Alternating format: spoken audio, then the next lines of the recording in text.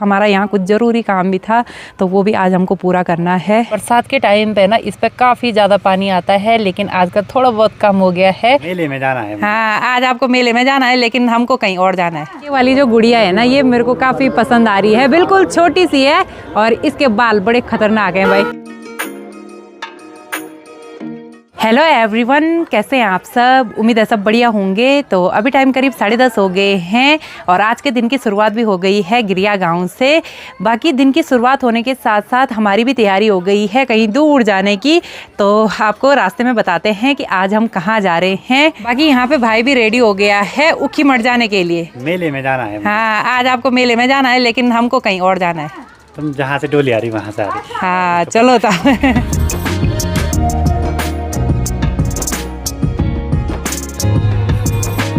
तो आज चौखंबा पर्वत के आसपास देखिए भाई, खूब सारे बादल लगे हुए हैं। बाकी आज पूरे आसमान में भी देखिए बिल्कुल काले काले बादल लगे हुए हैं। ठंडा भी काफ़ी ज़्यादा हो रहा है। बाकी हमको जाना है ठीक सामने इस वाली पहाड़ी के पीछे। तो देखते हैं आज का सफ़र कैसा रहता है हमारा। बाकी यहाँ से ऊपर की साइड देखिए भाई, हमारा जो घर है ना वो कितना प्यारा लग रहा है। जब पेंट हो जाएगा ना इस पर तब और भी सुंदर लगेगा।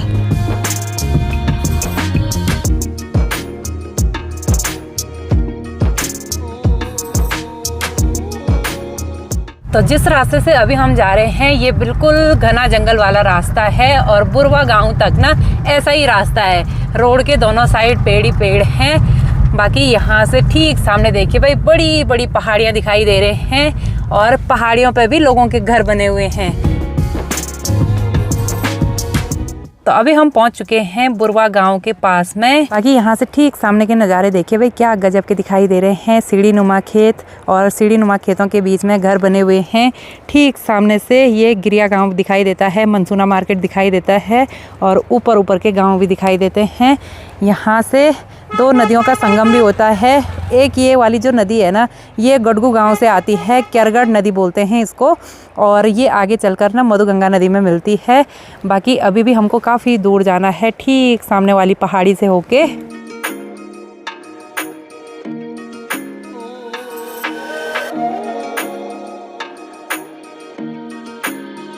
तो सफ़र में आगे बढ़ते हुए हम पहुंच चुके हैं पोंडार के पास में। बाकी यहाँ पे शनिदेव महाराज जी का मंदिर है। तो एक बार सफ़र में आगे बढ़ने से पहले यहाँ पे भगवान जी के दर्शन कर लेते हैं। फिर अभी हमको ना ये पहाड़ पूरा चढ़ना है और जाना है रांसी गांव में, क्योंकि वहाँ हमारा ना बहुत ही ज़रूरी काम है, वो हमको पूरा करना है। तो शनिदेव महाराज जी के मंदिर में दर्शन करने के बाद अब बढ़ते हैं अपने सफ़र में आगे की ओर।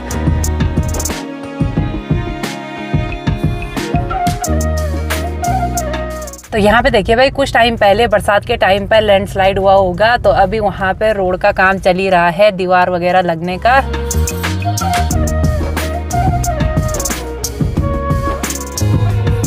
तो यहाँ से रांसी रह गया मात्र 1 किलोमीटर की दूरी पे। बाकी रांसी गांव को जाने वाली रोड के आगे पीछे भी ना सिर्फ ये चीड़ के ही पेड़ दिखाई दे रहे हैं। और आजकल हम ना जिस भी जगह जा रहे हैं ना, वहाँ सिर्फ चीड़ के ही पेड़ दिखाई दे रहे हैं।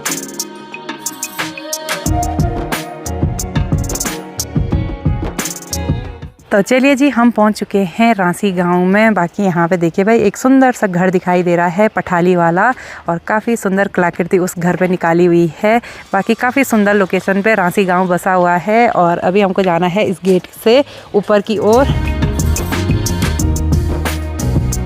तो चलिए जी, फाइनली हम भी पहुंच चुके हैं रांसी गांव में माँ राकेश्वरी जी के मंदिर में। बाकी अभी यहाँ पे शायद भोग लगने का टाइम है तो थोड़ा रुकना तो पड़ेगा ही।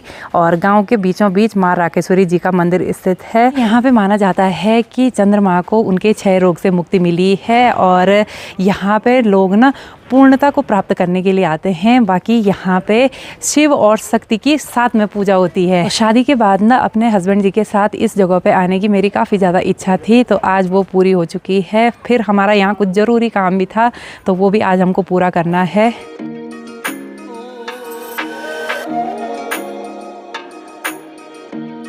चलिए जी, हमने मंदिर में भी अच्छी तरह से दर्शन कर लिए हैं। बाकी यहाँ पे जो पंडित जी है ना, उन्होंने मंदिर के बारे में काफ़ी अच्छी जानकारी दी, हमें काफ़ी अच्छा लगा यहाँ पे आके। तो दर्शन करने के बाद अब चलते हैं घर की ओर।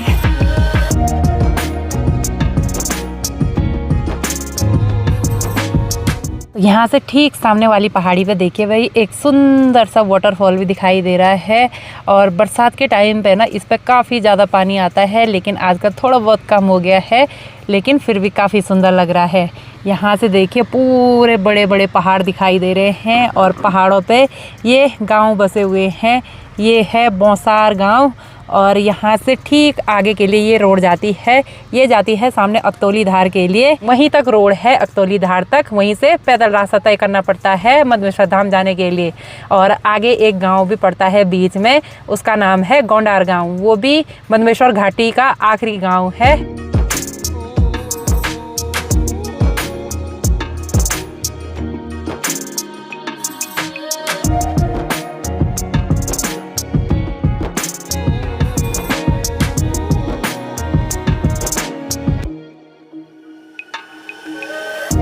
तो चलिए जी, पहुंच चुके हैं मनसूना मार्केट में। बाकी यहाँ से हस्बैंड जी जाएंगे ऊपर त्रियुगीनारायण गांव की ओर और मैं जाऊंगी ऊपर गिरिया गांव में। बाकी फिर हमको उखी मठ भी जाना है मेले में घूमने के लिए। तो एक बार घर पे चल लेते हैं क्योंकि लंच वगैरह करना है हमको। अभी टाइम करीब 3 बज चुके हैं। बाकी लंच करने के बाद हमारी भी तैयारी हो गई है उखी मठ जाने की। यहाँ पे मैं, दीदी और जीजू जा रहे हैं उखी मठ की ओर। तो चलते हैं भाई। और लोग तो मेले से घूम के वापस भी आने लग गए हैं घर की तरफ और हम अब जा रहे हैं। लेकिन कोई नहीं, शाम तक पूरा मेला रहता है।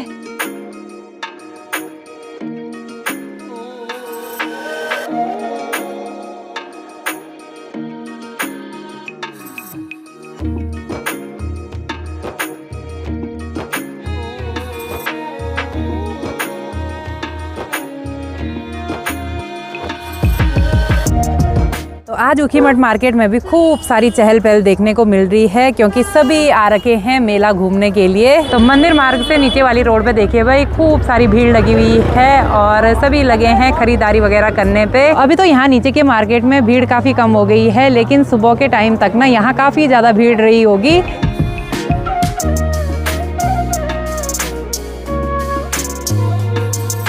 तो यहाँ पे ये वाली जो गुड़िया है ना, ये मेरे को काफ़ी पसंद आ रही है। बिल्कुल छोटी सी है और इसके बाल बड़े खतरनाक हैं भाई। टोपी भी रखी हुई है सर में, ताज है शायद ये। और एक ये वाली भी है, दोनों बहनें हैं ये।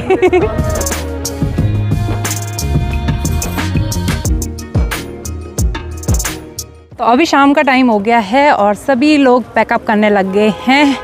बाकी अब इस मेले का इंतज़ार रहेगा हमको अगले दिन। अगले दिन भी लगता है दीदी मेला? हाँ, कि अगले साल? अगले साल क्या, कल के दिन को भी लगता है ना मेला। अच्छा।